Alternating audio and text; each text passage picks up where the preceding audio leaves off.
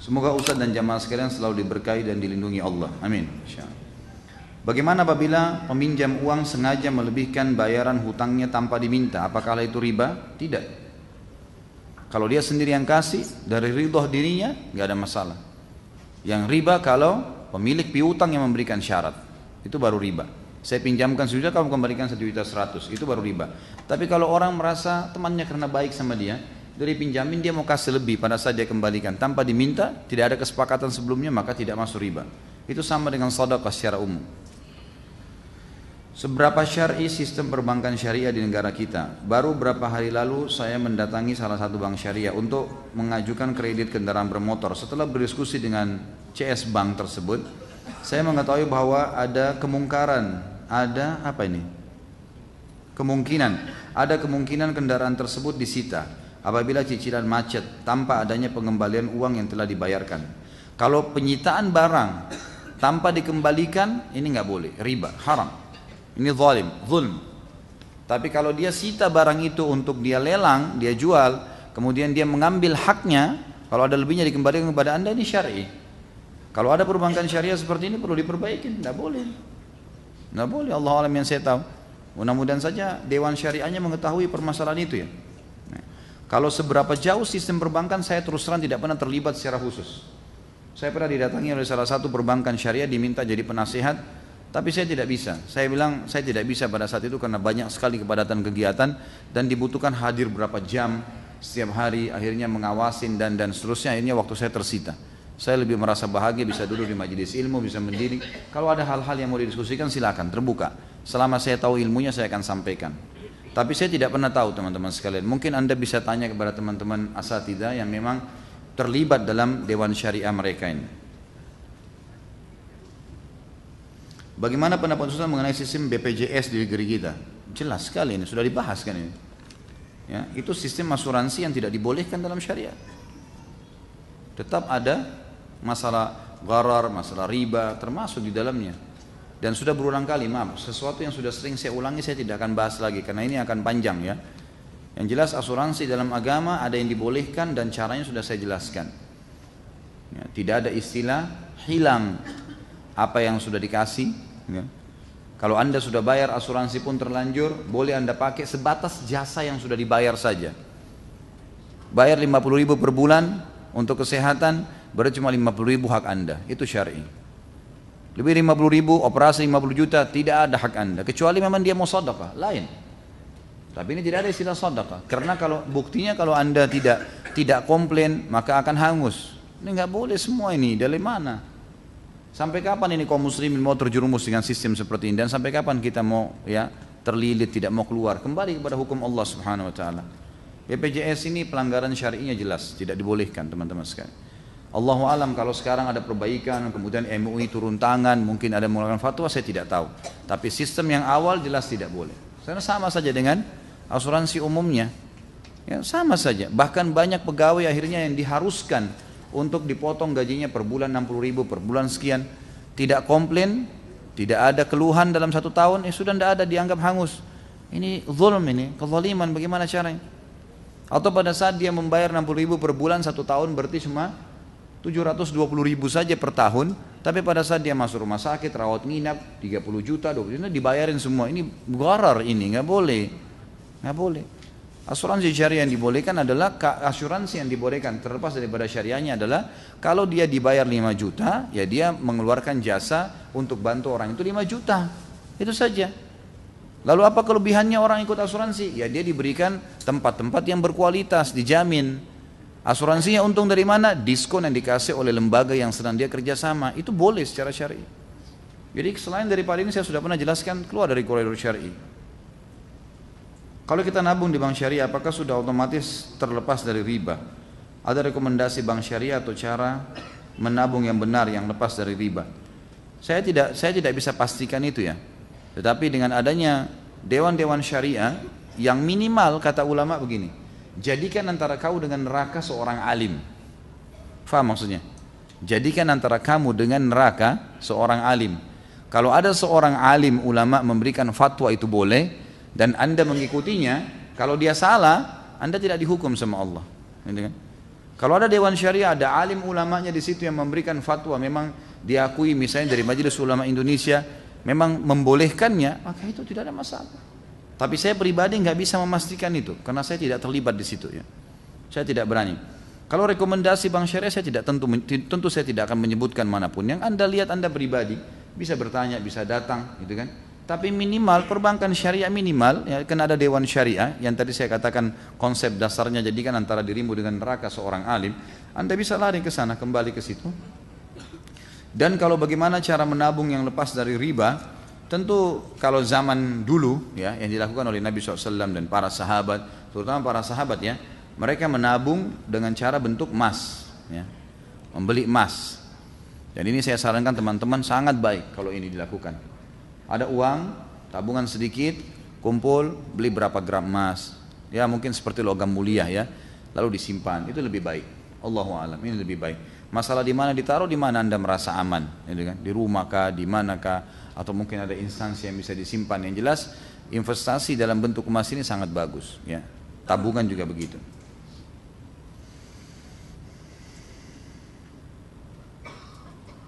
Tolong teman-teman kalau nulis, saya bukan ahli membaca yang hebat ya. Jadi tulisannya jangan kayak cakar ayam. Saya bekerja di perusahaan yang modal usahanya meminjam dari bank konvensional, bagaimana hukumnya? Tadi sudah saya singgung ini. Kalau murni modalnya dari bank konvensional, dari riba, nggak boleh. Kalau murni, gitu kan? Karena sama saja. Karena memang itu dari hasil riba. Tapi kalau dia punya modal yang lain dan bercampur, ini ulama masih membolehkan. Asal juga diikuti dengan perusahaan itu memang dasarnya sistem yang dipakai, produk yang dijual semua tidak melanggar syar'i. Biar juga modalnya halal, tapi kalau pabrik bir haram. Jadi memang harus ditahu. Kalau ada sumber lain maka halal. Tapi kalau tidak maka harus Anda cari tempat lain. Tidak usah khawatir ini. Ini khawatir pindah kerja kenapa ini? Pindah kerja akhi, pindah kerja. Jangan ragu dengan itu. Ini lagi-lagi tanya, apa bedanya konvensional sama bank syariah? Jika pada praktik Indonesia ini masih sama, seperti halnya pacaran itu haram, diakal-akali dengan istilah pacaran syariah. Memang ada pacaran syariah?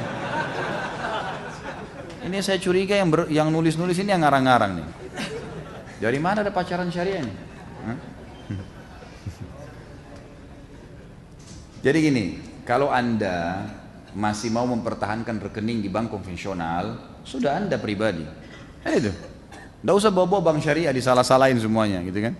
Sudahlah, kalau Anda memang tetap mau ngotot punya rekening situ silahkan, pribadi. Jangan ditarik, oh ini sama saja dengan bank konvensional. Karena memastikan kalau itu sama, harus betul-betul kita memang yang menyusun sistemnya, kita memang yang tahu dari dalam. Tapi kalau enggak, gitu kan?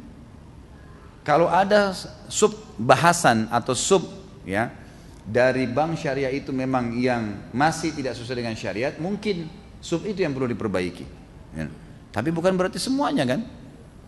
Allah alam, yang saya tahu sulit kalau mau disamakan syariah sama konvensional pastilah beda, pastilah beda. Kecuali kalau memang ada bank syariah yang betul-betul murni menarik semua sistem bank konvensional lalu cuma diubah namanya istilahnya, ini mungkin lain.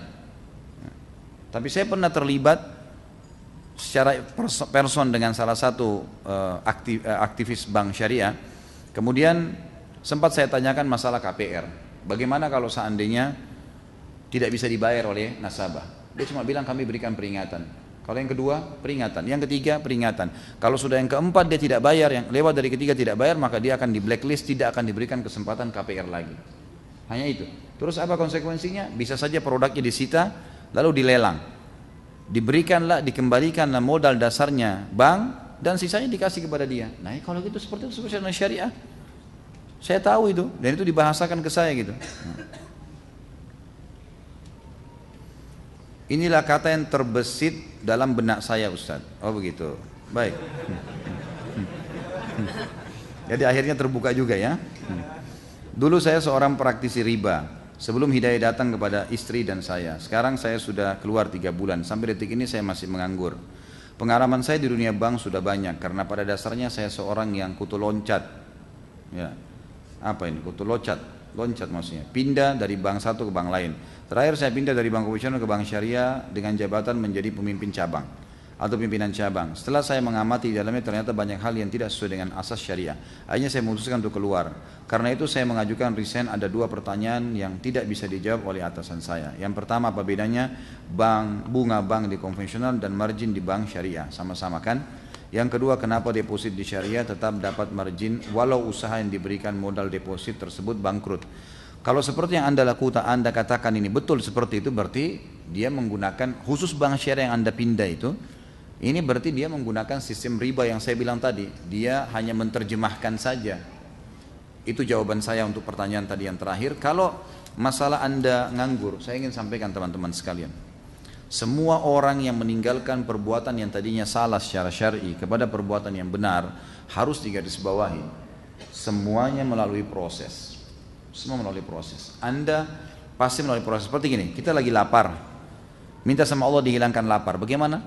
Hilang tiba-tiba laparnya? Ya Allah, saya lapar, hilangin lapar saya. Hilang tiba-tiba laparnya? Atau gimana? Dapat makanan, dikunyah dulu, ditelan dulu, baru hilang laparnya. Capek, ya Allah capek, Allah buat ngantuk, tidur. Berapa jam bangun baru hilang capeknya. Ada proses. Pindah dari sebuah perbankan konvensional misalnya ribawi, kemudian karena tahu itu haram, kemudian kita pindah. Ada proses. Saya tahu salah seorang ikhwah, setahun malah, bahkan lebih dari setahun dia pindah dari seorang yang punya jabatan yang tinggi, kemudian dia berhenti dan akhirnya dagang-dagang gitu kan. Tapi setahun prosesnya. Memang ada proses, nikmatin proses itu. Ada sebuah materi dari motivasi pengembangan potensi diri SDM itu. Saya pernah mengisi pelatihan untuk peningkatan SDM. Maka salah satu yang saya bahas adalah nikmatin proses segala sesuatu. Ada proses. Proses itu sebenarnya akan membuat kita klimaks dalam menikmati tujuan yang kita sedang jadikan target. Menikmatin proses.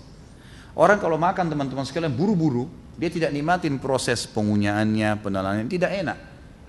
Coba kalau antum lagi di pesawat, makanannya sedikit. Sebenarnya makanannya sederhana. Cuma 2 potong daging, sedikit sayur. Tapi kenapa orang seperti menikmatin sekali? Karena dia menikmatin prosesnya. Nggak ada lagi makanan lain, gitu kan? Ya udah dinikmatin sama dia prosesnya. Tapi kalau di rumah macam-macam, ada teri, ada kacang, ada sambal, ada tempe. Tapi karena buru-buru makan gak dinikmatin tuh. Enak gak makanannya? Istrinya tanya. Gak tahu sih. Ya. Tapi udah 2 piring makan. Gitu ya. Jadi menikmatin proses itu penting. Kalau orang transisi kata ulama dari perbuatan haram ke perbuatan yang halal, transisi itu manfaatnya ada dalam Islam, yaitu pembersihan dosa dan peninggian derajat. Jadi pembersihan dosa. Jadi tidak ada yang sia-sia bagi seorang muslim. Hadis riwayat Muslim berbunyi, kata Nabi SAW, tidak ada yang menimpa seorang muslim dari capek, letih, gangguan orang, sedih, duri yang menusuk badannya kecuali jadi pengampunan dosanya. Jadi proses itu pembersihan dosa tuh. Jadi kita nikmatin saja, gitu kan?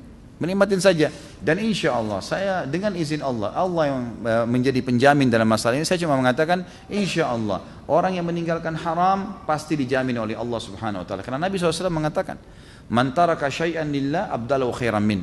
Siapa yang meninggalkan sesuatu karena Allah, dia tahu itu haram, dia tinggalkan, abdalahu khairan min. Pasti Allah ganti untuk yang lebih baik. Ya. Pasti Allah ganti untuk yang lebih baik. Itu jaminan. Tapi memang ada prosesnya. Nikmatin prosesnya. Insya Allah akan ada ujungnya. Fa inna ma'al usri yusra. Inna ma'al usri yusra. Di setiap kesulitan ada kemudahan. Diulangi sama Allah dengan harfut ta'kid, memastikan inna. Sesungguhnya setiap kesulitan ada kemudahan. Memang begitu. Saya berdoa kepada Allah SWT untuk anda dan bertanya tadi dan seluruh muslimin tentu agar terlepas dari masalah-masalah yang riba seperti ini. Jadi saya sarankan nikmatin prosesnya.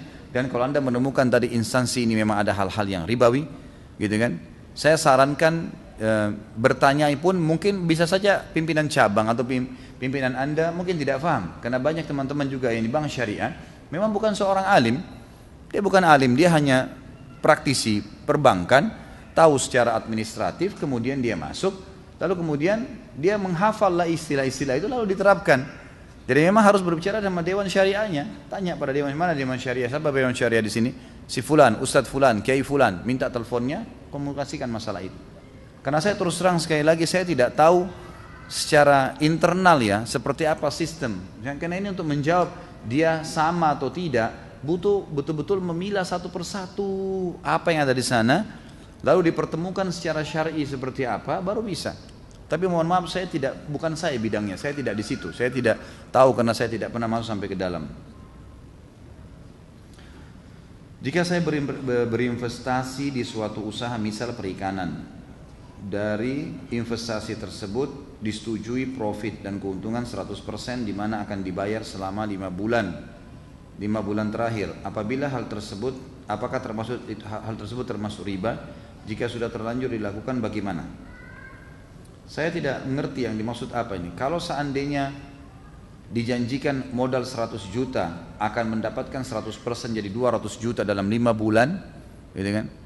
Dan memang dalam 5 bulan itu ada penjualan terjadi, semua laporan benar, tidak ada yang fiktif.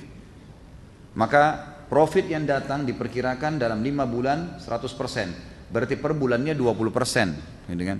Tapi ini bukan dari jumlah modal, dalam arti kata dia cuma prediksi kemungkinan ini akan laba kita antara angka ini ke angka ini, karena jelas produk ini modalnya sekian, biaya produksinya, kemudian penjualannya sekian, maka kita akan mendapatkan keuntungan dari sini ke sini, gitu kan? Diprediksi keuntungan itu akan senilai kemungkinan dengan modal, akan senilai, bukan itu yang akan dikasih, tapi akan senilai, karena prediksinya adalah dapat 20 juta misalnya per bulan. Lalu kemudian dia mengembalikan modal karena memang sudah terjadi penjualan, berikut keuntungan yang dia prediksi sesuai memang betul-betul dengan data yang ada, dibagi, maka itu tidak ada masalah, tidak riba. Tapi di sini kalau dia memang tentukan, apalagi kalau ada data-data fiktif yang dibuat hanya untuk menyenangkan para investor, maka ini tidak boleh. Ini nggak boleh, gitu kan? Ini berarti ada gharar, gitu kan? Jadi harus jelas semua. 5 bulan terakhir tersebut adalah hasil penjualan dari produk yang dihasilkan. Baik, kurang lebih yang saya pahami begitu ya, yang saya jelaskan tadi. Saya pernah menasihati atau ingkar mungkar kepada teman saya panjang lebar tentang hukum bekerja di bank konvensional riba. Bahkan saya kasih video Ustadz pembahasan tentang bab riba.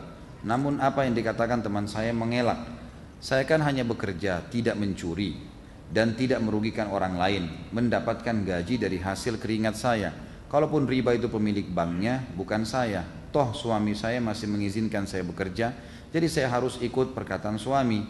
Cari kerja sekarang sulit. Kalau Ustadz enak, dasarnya sudah kaya, punya usaha.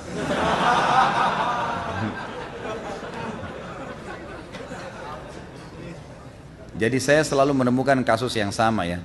Pada saat orang mau bertahan di perbuatan yang sudah salah, dia tahu itu salah sebenarnya.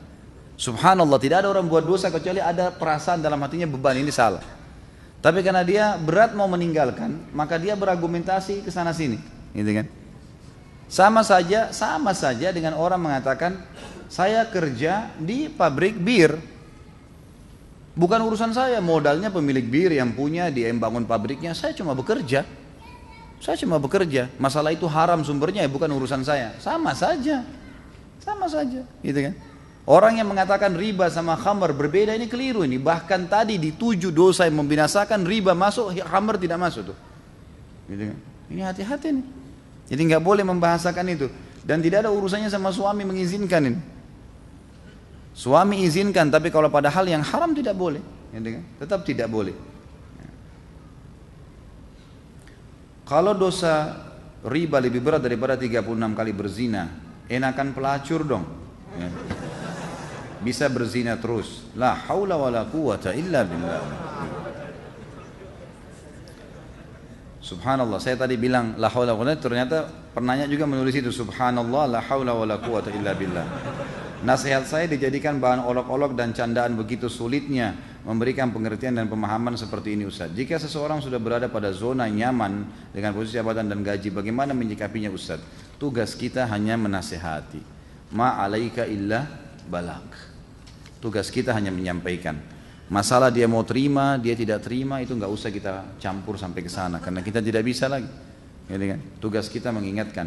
Nabi Nuh alaihissalam terus mengingatkan anaknya sampai sudah naik air, Sudah kena tergenang kakinya, anaknya Kan'an sudah terkena air, diajak oleh ayahnya, ayo selamatkan dirimu anakku. Ini azab Allah. Enggak, saya akan selamat ke gunung. Tetap ngotot, sudah jelas depan mata. Sampai tenggelam akhirnya, sampai tenggelam. Jadi Nabi Nuh alaihissalam sempat sedih. Lalu Allah SWT dia mengatakan, ya Allah anak saya. Kata Allah, dia bukan anakmu lagi. Karena dia melakukan perbuatan atas pilihan dia sendiri. Enggak boleh, itu kufur. Ya. Allah mengatakan, saya khawatir, saya tidak ingin hai Nuh, kamu menjadi orang yang jahil. Maka dikatakan dalam sebuah riwayat Nabi Nuh alaihissalam karena takutnya sama Allah ditegur, saya tidak ingin kau termasuk orang yang jahil, tidak berani mengangkat kepalanya ke langit selama 40 tahun. Karena takutnya dengan Allah subhanahu wa ta'ala. Jadi yang kita ambil pelajaran adalah bagaimana memang orang kalau ngotot dengan perbuatannya, ya sudahlah, mau diapain, kita mau paksa apa. Nabi Nuh istri dan anaknya, Nabi Lut istrinya, gitu kan. Asia suaminya Fir'aun, sudah dinasehatin nggak mau, gimana kira-kira, bisa buat apa, gitu kan. Saya sering ceramah setiap hari, banyak kerabat saya yang belum paham sunnah, banyak. Ada di antara kerabat saya nasihatin, kalau saya datang iya, tapi nanti di belakang berbuat lain lagi. Terus saya mau buat apa kira-kira? Saya mau ngawasin 24 jam? Enggak. Tugas saya menyampaikan. Kalau dia pintar, dia ambil ilmu itu tanpa melihat saya. Karena ini wahyu yang disampaikan, bukan perkataan saya pribadi, gitu kan. Seperti itulah memahaminya. Jadi insya Allah Anda sudah dibalas oleh Allah subhanahu wa ta'ala dengan kebaikan karena sudah niat mendakwai, dan jangan kecewa. Ingat, niat dakwah karena Allah bukan karena orangnya. Jadi kalau dia masih menolak, kita masih mau mendakwai, kita harus yakin Allah memberikan pahala lagi. Jadi tidak usah jenuh.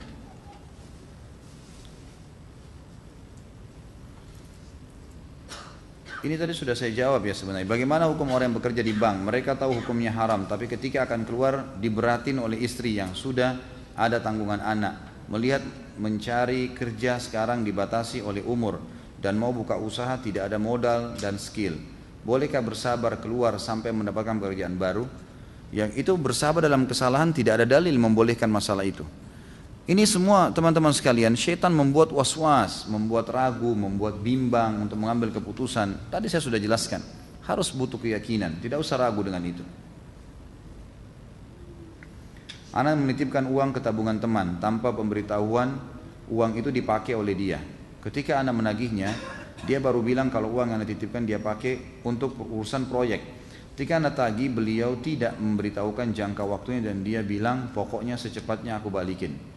Bagaimana hukum meminjam uang tidak izin atau akad dan tidak ada jatuh tempo? Saya mau nagih, galakan dia dan gak enak karena teman, tapi kadang hati tersayat karena uang anak butuhin juga untuk keperluan mendesak, gitu kan? Tentu haram, tidak boleh menggunakan yang bukan haknya, tidak boleh sama sekali. Ini haram, ini sama dengan mencuri walaupun dia niat utang, nggak bisa. Tidak boleh pakai uang yang dititipkan, diamanahkan, ya. Tidak boleh juga menunggangi haknya perusahaan atau hak orang lain, tapi karena dititipin pada kita lalu kita tunggangin. Misal, Anda pakai logo kantor, bekerja, beli kebutuhan kantor. Lalu belanja di satu toko, karena belanjanya banyak dikasih diskon. Diskonnya buat siapa? Buat perusahaan, bukan buat Anda. Karena yang belanja pakai duit perusahaan, memang Anda yang datang. Banyak orang tidak paham nih. Dia datang, dianggap diskon buat dia, diambil semua. Haram ini, dari mana? Anda pakai baju logo perusahaan itu kok. Ada orang datang kepada saya semalam mengatakan, Ustaz, saya jual beli mobil. Ada orang sering datang kepada saya kerja di satu perusahaan, sering beli mobil bekas. Lalu dikeluarkanlah mobil dengan harga 150 juta. Dia suruh saya buat nota 160 juta, dilaporin ke perusahaannya. Kira-kira boleh nggak? Saya bilang nggak boleh, haram. Dan kalau bapak buatin, bapak terlibat dalam uang haram itu, nggak boleh. 10 juta itu haram. Bagaimana caranya mau dibiarkan? Nggak boleh ini, gitu. Jangan tambah lagi, cukup. Ini aja belum selesai nih.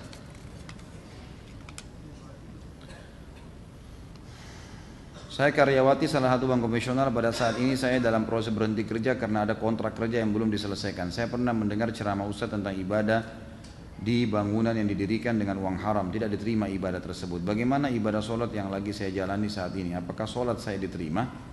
Setahu saya kalau tempat ibadah, saya tidak tahu ya kalau saya pernah sampaikan itu. Tentu saja kalau dari uang-uang haram maka tidak dibolehkan. Cuman dilihat sekarang dari bank konvensional ini yang digunakan untuk membangun tempat ibadah itu dana nasabahkah yang memang di situ bercampur antara uang warisan, gaji kerja, keuntungan bisnis, atau memang dari hasil ribanya. Kalau dari hasil ribanya memang nggak boleh sama sekali. Tapi kalau masih dari dana nasabah yang dipakai karena disimpan oleh bank lalu dipakai dibangun, atau memang ada dana sosial, ya seperti biasanya diminta zakat atau pengeluaran dari potongan dari uang itu untuk kegiatan sosial, maka itu tidak ada masalah. Ya, sebaiknya saya sarankan kalau anda lebih aman jauhi kalau syubhat, supaya sholat di tempat lain. Ya, sholat di tempat lain. Mungkin misalnya di sebelah kantor ada penjual makanan, bisa pamit sholat di tempatnya, atau cara lain lah, ya ada musola yang lain bisa dipakai sholat. Seseorang membeli barang katakanlah seharga 10 juta lalu membayarnya dengan kartu kredit dengan cicilan 12 bulan dan bunga 0%. Apakah ini diperbolehkan mengingat bila membayar cash maupun kredit nilainya sama saja? Setahu saya boleh, nggak ada masalah. Gitu kan. Masalah menggunakan fasilitas bank konvensional ini yang harus anda jauhi. Tapi hukumnya boleh atau tidak boleh, gitu kan. Secara umum kata ulama boleh menggunakan fasilitas perbankan yang sifatnya tidak ada hubungannya dengan masalah ribawi. Kalau tidak ada hubungannya sama ribawi, misal gini, kartu kredit itu pembuatan kartunya dipakai dari uang nasabah. Juga beli produknya dia murni mendapatkan keuntungan dari toko-toko yang dibeli barangnya. Maka ini sampai sini masih boleh. Tapi kalau sampai terlambat bayar kena, ini nggak boleh. Berarti sudah masuk dalam sistem ribawi di situ. Jadi sebaiknya jangan, jauhi saja. Yang itu. Teman-teman, pegang satu hal ini. Jangan belanja kalau belum mampu. Gak usah paksain diri, kenapa? Gitu kan? Makanya kalau punya HP, dikeluarin dari kantong kalau perlu. Karena kalau dikeluarin mereknya lama, ditaruh sebelah teman kita baru, kita malu. Kan itu. Simpan di kantong aja. Kalau perlu bunyi baru angkat. Dikeluarin nanti lihat di sebelah itu lebih bagus tuh. Berapa harganya? Beli di mana? Oh saya kredit, saya begini. Kredit lagi, gitu kan? Manusia suka tergoda. Jangan tergoda, gitu. Jika seorang membeli barang 1 juta pada hari ini dengan harga kredit, lalu membayarnya nanti di saat jatuh tempo tagihan sebesar 1 juta, apakah ini diperbolehkan? Jika seseorang membeli barang seharga 1 juta pada hari ini dengan kartu kredit, lalu membayarnya nanti di saat jatuh tempo tagihan sebesar 1 juta, setahu saya boleh, nggak ada masalah di sini. Tapi tentu saja lebih baik anda hindari ya di sini. Ini saya tidak tahu mau baca yang mana, terlalu banyak, masya Allah. Ustadz, gaji bulanan saya ditransfer oleh bank konvensional. Bolehkah saya tidak segera mengambil gaji saya dari rekening tersebut? Dan bagaimana saya membersihkan simpanan saya dari riba atas simpanan seperti bunga? Jika apa yang saya lakukan ini diperbolehkan? Setahu saya ini lebih baik, lebih aman jauhi syubhat, gitu kan. Tapi kalau di tempat anda tidak ada tempat penyimpanan yang aman, sebagian ulama mengatakan boleh, tapi jangan terlibat di masalah ribanya. Jangan ada bunganya, gitu kan. Kalau ada kebutuhan ditarik segera, ya, diinvestasikan di mana, itu jauh lebih aman. Tapi kalau ditabung, dibiarkan di situ sampai akhirnya membuat berbunga-bunga, ini semestinya tidak boleh. Yang saya tahu tidak boleh. Saya meminjam KPR dari bank, saya sarankan tidak usah ditulis nama banknya ya. Jangan ditulis, sebab ini nanti saya sudah bilang, di pengajian saya jangan sebut nama orang, jangan sebut nama lembaga, dan juga ya jangan sebut, pokoknya masalah saja, masalahnya apa gitu. Saya pinjam KPR dari sebuah bank, oleh MUI dijamin prakteknya sesuai dengan syariat. Setelah saya hitung, saat saya di akhir masa hutang 5 tahun, kelebihan bayar saya 20% dari hutang. Apakah saya berdosa riba? Hutangnya apa dulu nih? Kalau hutang murni, jelas murni riba berarti. Hutang tidak boleh berbunga, gitu kan? Tapi kalau sifatnya memang pinjaman, hutang itu kebutuhan pribadi beda dengan investasi. Kalau dia untuk investasi, dan perhatikan baik-baik akadnya, apakah di akad ada kesepakatan untuk bagi hasil?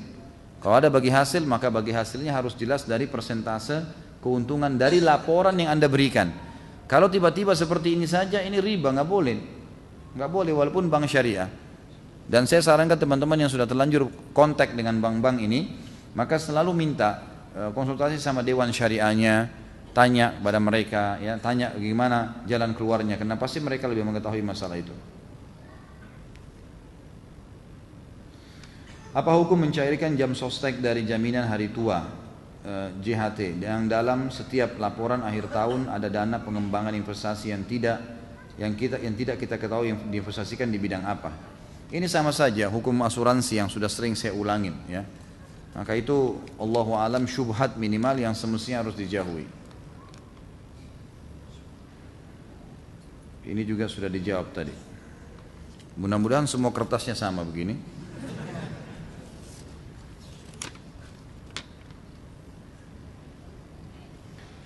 Ustadz, saya baru tahu dan jelas tentang hukum riba. Astagfirullah. Ustadz, berarti saat ini saya lagi terlilit riba dengan hutang pinjaman dari bank. Dan pada saat ini juga saya dalam kesusahan dalam membayar utang tersebut.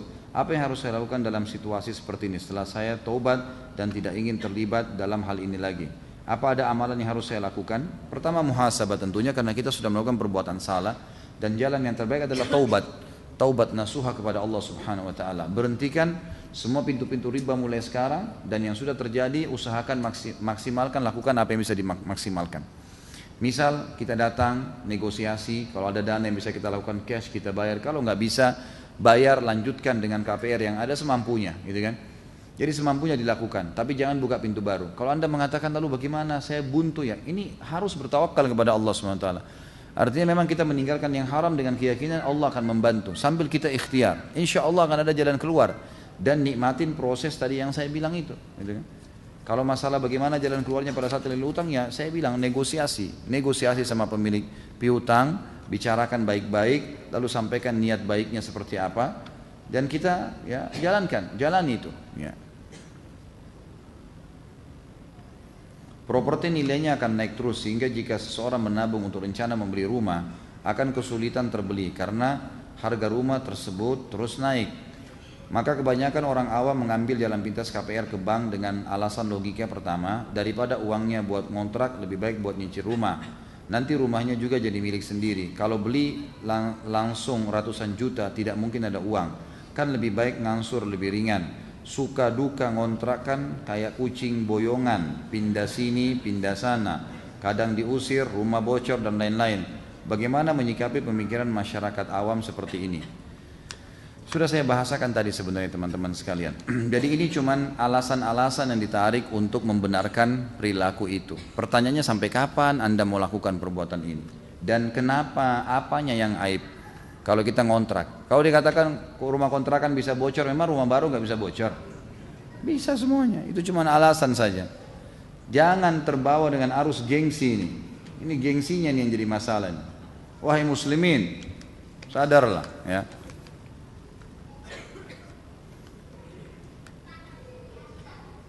Untuk orang yang mendatangi dukun, sholatnya tidak terima 40 hari, maksudnya bagaimana? Apakah rokok termasuk khamar? Benarkah orang yang meminum khamar sholatnya tidak terima 40 hari? Ini apa hubungannya sama riba nih?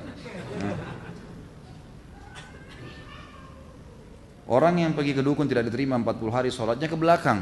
Ini sudah kita jelaskan di dosa besar yang ketiga, gitu kan? Kalau orang pergi ke dukun, kata Nabi SAW, siapa yang datang ke dukun, peramal, penyamun, bertanya, tidak percaya, cuma bertanya, tidak diterima sholatnya 40 hari ke belakang. Itu yang dimaksud dalam hadis, gitu kan? Kalau yang ditanya di sini, apakah rokok seperti khamar? Tidak bisa dikatakan seperti khamar. Khamar sesuatu yang memabukkan, gitu kan? Allahu alam, yang saya tahu ulama tidak menyamakan dengan itu. Tapi rokok dihukumkan sendiri, dia masuk dalam khaba'ith. Khaba'ith itu sesuatu yang berbahaya bagi kesehatan. Dan Allah mengatakan, kata Allah SWT, saya menghalalkan ya, saya menghalalkan yang baik-baik dan mengharamkan yang khaba'is ya. Allah mengatakan saya menghalalkan ya, Allah SWT menghalalkan semua yang baik-baik dan mengharamkan yang khaba'is. Jadi yang khaba'is ini semua yang buruk itu diharamkan oleh Allah Subhanahu wa taala. Maka ulama mengatakan khaba'is adalah sesuatu yang buruk, adalah yang akan berbahaya bagi kesehatan manusia, berbahaya bagi kehidupan mereka. Masuk di dalamnya masalah rokok, dan saya sudah pernah jelaskan panjang lebar hukum masalah ini. Waduh, ini benar-benar saya nggak bisa baca nih.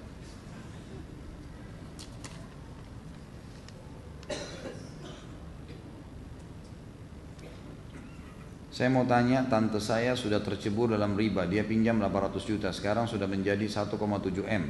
Pada saat pinjam ia tahu kalau itu riba.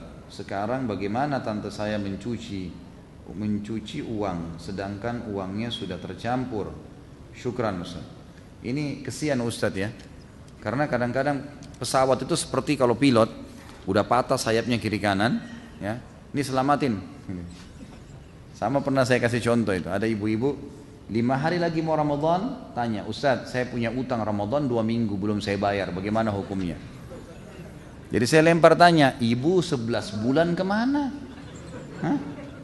Masa sekarang sudah kepepet tinggal 5 hari Ramadan baru tanya 2 minggu utang saya? Jadi seperti ustadz yang harus nanggung tuh. Ini tante anda yang bertanya sudah tahu riba, kenapa dilakukan? Kan itu. Ya sudah tahu riba dilakukan, jadi akhirnya konsekuensinya datang, gitu kan? Sampai 1,7 M, bagaimana dia harus melakukannya? Dia harus bertaubat kepada Allah, kemudian dia berhenti sampai di situ, dia berusaha menyelesaikan apa yang ada. Itu jawaban ringkasnya. Karena tidak ada jawaban yang lain, gitu kan?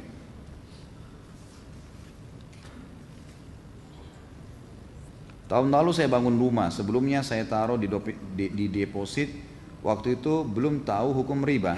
Bunga dari bank tersebut 42 juta. Ada sebagian sudah saya berikan kepada orang yang perlu. Pertanyaan saya, sisanya selain untuk kepentingan umum jembatan, maksudnya mungkin bunga bank kali ya?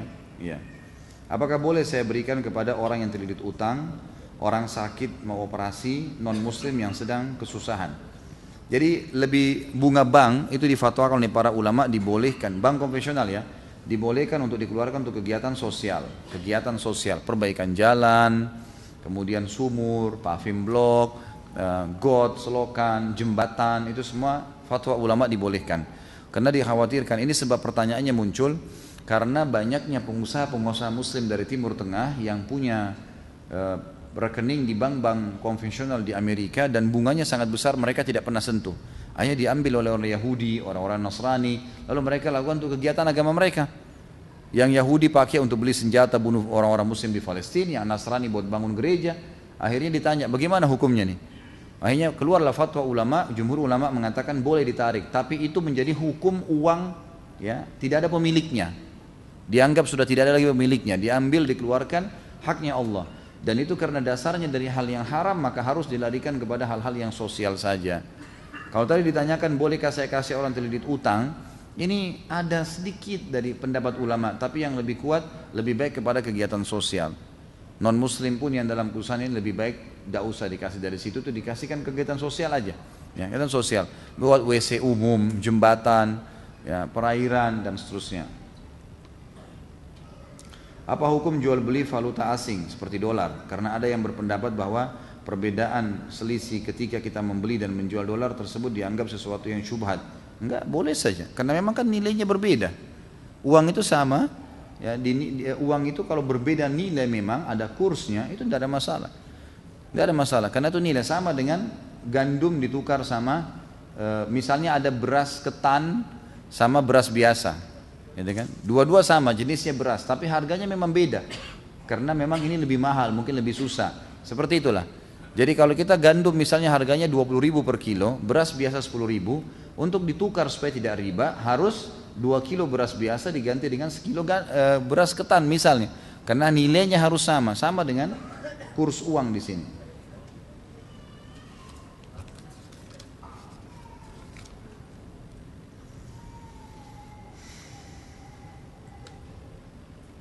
Ya ini sama tadi ya. Apa hukum bunga tabungan? Bunga biro, deposit dan bunga sejenisnya boleh digunakan untuk kegiatan sosial, misal membangun jalan, jembatan ataupun membangun masjid. Masjid nggak boleh, membangun masjid nggak boleh. Kegiatan sosial, masjid nggak boleh sama sekali. Masjid tidak boleh masuk uang haram, tidak boleh sama sekali. Bahkan pendapat yang lebih kuat, zakat mal aja nggak boleh pakai bangun masjid. Karena makna fisabilillah memang jihad. Ada pendapat kecil ulama mengatakan salah satu dari 8 penerima zakat adalah ada kata-kata fisabilillah, ini bukan cuma jihad tapi masuk sebuah kegiatan termasuk bangun masjid. Tapi ini pendapat yang marjuh, bukan dinomorsatukan oleh para ulama. Yang didahulukan adalah fisabilillah di jalan Allah. Kalau uang zakat saja yang memang kemungkinan besar dia adalah uang yang suci, tidak boleh bangun masjid, apalagi bunga bank yang tidak boleh, jelas. Jadi ini hanya untuk kegiatan umum saja tadi ya.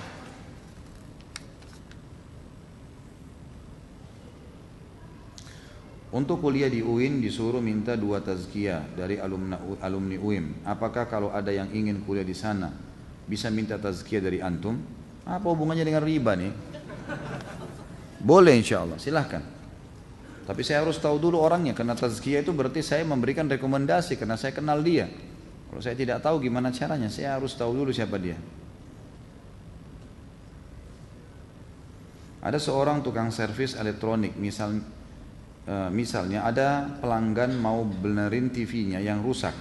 Terus di salah satu komponen di rangkaian TV itu ada yang rusak, diganti dengan komponen dengan harga 10.000. Akhirnya bisa normal kembali, tapi dipatok biaya total 50.000 buat servisnya.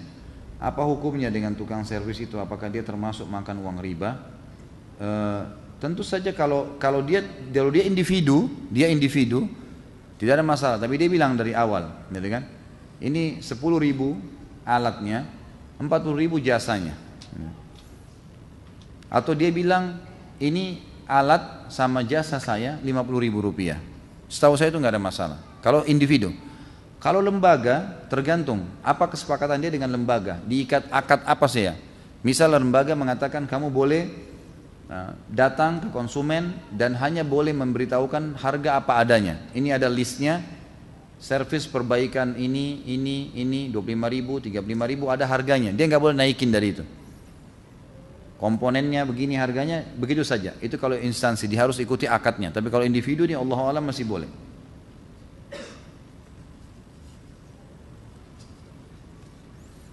Coba saya acak dari yang lain. Dulu pernah anak tertipu sales kartu kredit. Sales kartu kredit itu meminta anak isi aplikasi hanya untuk bantu dia saja. Tapi pada akhirnya kartu kredit itu jadi. Sekarang tidak pernah dipakai dan belum anak tutup karena anak biarkan saja. Sekarang ini apakah anak harus tutup atau dibiarkan? Apa pertanyaannya? Dan tidak terpakai serta sudah habis masa berlakunya. Alhamdulillah, buang saja.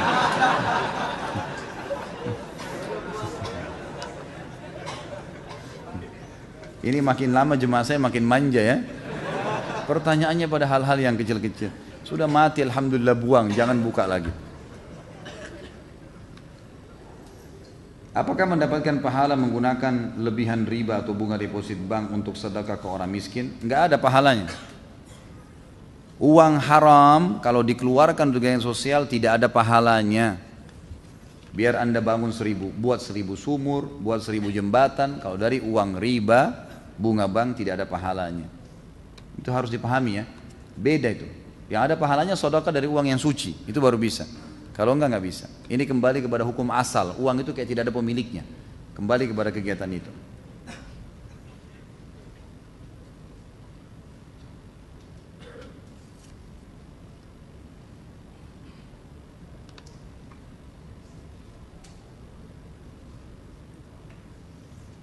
Ini tidak sesuai dengan tema.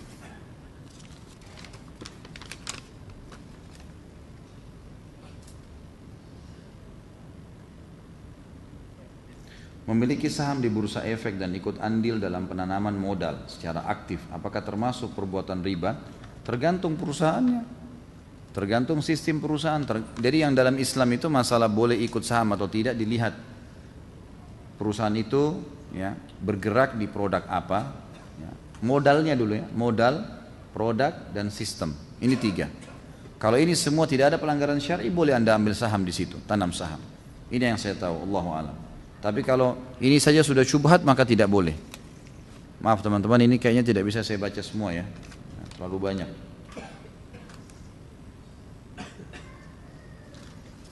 Ini tidak sesuai dengan tema.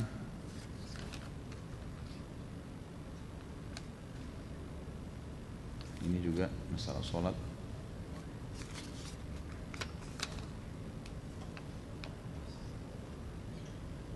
Ini juga alhamdulillah. Pak Yoyo sudah bilang semuanya. Apakah haram hukumnya memakan uang pensiun setelah keluar dari bank konvensional?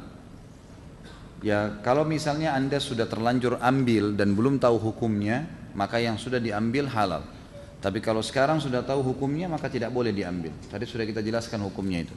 Sudah jelas riba. Jangan tergiur dengan jumlahnya. Makin banyak yang haram masuk ke dalam badan kita, maka makin besar konsekuensinya. Dan ada hadis yang berbunyi, kata Nabi SAW, lahmun nabata min suhtin an-naru awla bihi. Daging yang tumbuh dari uang yang haram, maka neraka lebih pantas baginya.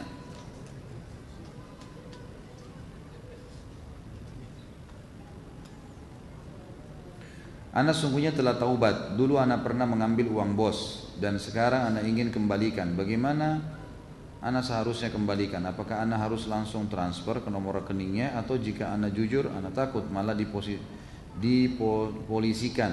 Bagaimana seharusnya menurut Ustaz? Uang haram harus dikembalikan temanku. Harus dikembalikan kepada pemiliknya. Disampaikan apa adanya dan tidak usah khawatir. Insya Allah. Jadi kita mengatakan kepada dia, setahu saya dulu ada dana sekian dan kayaknya masuk kepada saya. Saya baru tahu hukumnya dan ini tidak boleh. Saya akan kembalikan. Insya Allah dengan niat baik Allah akan tutupi kesalahan anda. Insya Allah. Kan? Karena kalau ditransfer tanpa diberitahukan, bagaimana caranya orang bisa tahu? Mungkin tidak diketahui, malah mungkin bisa disalahgunakan dana itu nanti. Kalau tidak tahu dari mana asalnya. Tidak usah khawatir. Insya Allah kalau niatnya ikhlas membicarakan baik-baik, karena memang saya betul-betul jahil, tidak tahu dulu, sekarang saya tahu hukumnya, saya harus kembalikan.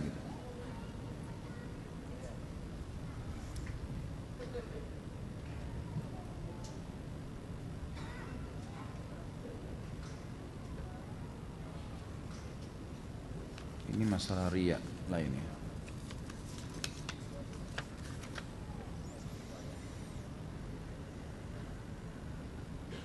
Apakah boleh kartu kredit digunakan pada saat darurat atau musibah namun dilunasi tepat waktu? Lebih baik dihindari, lebih baik dihindari. Masalah ada musibah, kita justru musibah itu teman-teman sekalian saatnya kembali kepada Allah. Jangan justru menjerumuskan diri pada yang haram. Insya Allah dengan kembali kepada Allah Subhanahu Wa Taala Allah kasih jalan keluar. Dan harus diikuti dengan keyakinan itu. Insya Allah. Ini sama juga.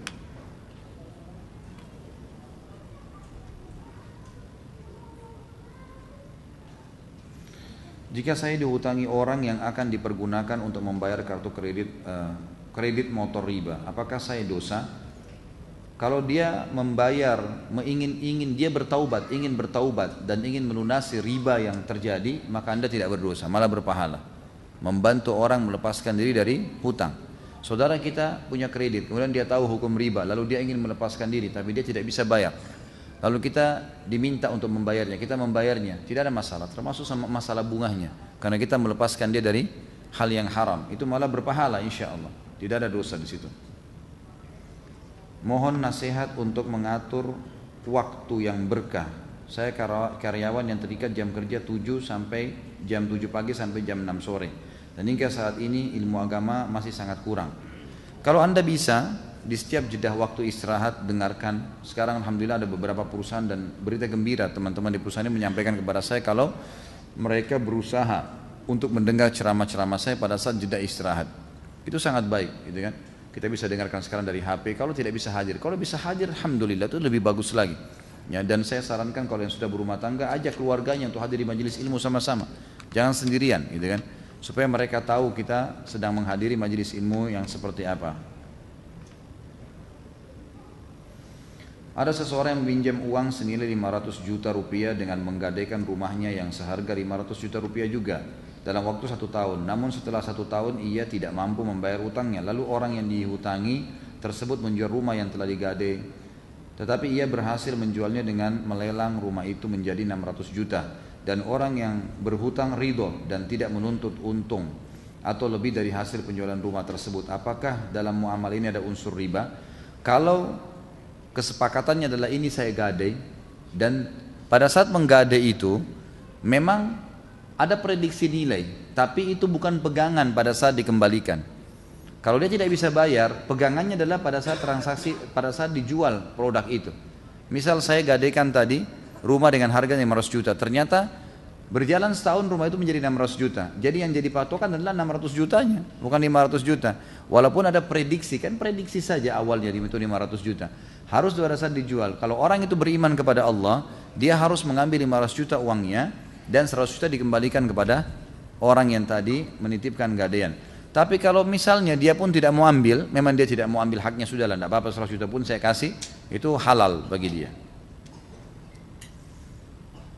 Apa hukumnya melakukan transaksi jual beli seperti insiden berikut? Seseorang yang menjual suatu barang dengan mempromosikan harga murah untuk menarik perhatian pelanggan. Namun itu hanya sebagai harga dasar. Ternyata banyak pelanggan yang mau membeli dengan harga yang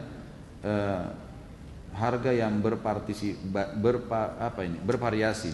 Dan penjualnya pun memiliki pelanggan yang mampu membayar dengan harga tinggi. Saya tidak ngerti maksudnya. Ya. Seseorang yang menjual suatu barang dengan mempromosikan harga murah untuk menarik perhatian pelanggan, namun itu hanya sebagai harga dasar. Ternyata banyak pelanggan yang mau membeli dengan harga yang bervariasi, dan penjual pun memilih pelanggan yang mampu membayar dengan harga tinggi. Nggak boleh, dia menipu berarti. Kalau dia sudah mempromosikan harga 50.000, harus dia jual 50.000. Jangan setelah konsumen datang, tertarik, datang ke tempatnya dia karena promosi itu, lalu kemudian ini ada syaratnya, ini nggak boleh, harus cuma begini, harus cuma di hari ini. Padahal sebenarnya dia tidak jelaskan dari awal, ini nggak boleh, haram ini, menipu orang, nggak bisa. Manggasyana falaysa minna, kata Nabi SAW. Jadi tidak boleh. Dia promosikan satu bulan ini 50.000, 50.000. Mau orang kaya, mau orang miskin masuk sama saja, tidak boleh diubah. Apa hukum transaksi online seperti ini? Uang sudah ditransfer kepada penjual. Si penjual sudah menjanjikan untuk mengirimkan barang dalam 1 hari. Ternyata barang baru sampai setelah 2 atau 3 hari. Akibat mekanisme pengiriman yang tidak valid. Kalau jadi gini, kalau antum sudah janji dan ternyata meleset, harus minta maaf. Kalau tidak masuk dalam dosa ingkar janji, gitu kan? Jadi kalau kita bilang insya Allah ini akan masuk sampai 1 hari, ternyata meleset, disampaikan, telepon orangnya. Maaf, ini tidak bisa karena meleset. Disampaikan begitu, apa adanya, gitu kan? Ini masya Allah masih banyak ya. Ini terakhir saja saya baca. Kalau saya pinjam uang kepada teman saya yang tinggal di Lampung sebesar 5 juta, kemudian di bulan kelima saya kembalikan via transfer, tapi saya tambahkan 500.000 sehingga menjadi 5,5 juta. Tapi saya ikhlas, bukan karena permintaan itu. Bolehkah dalam agama? Boleh.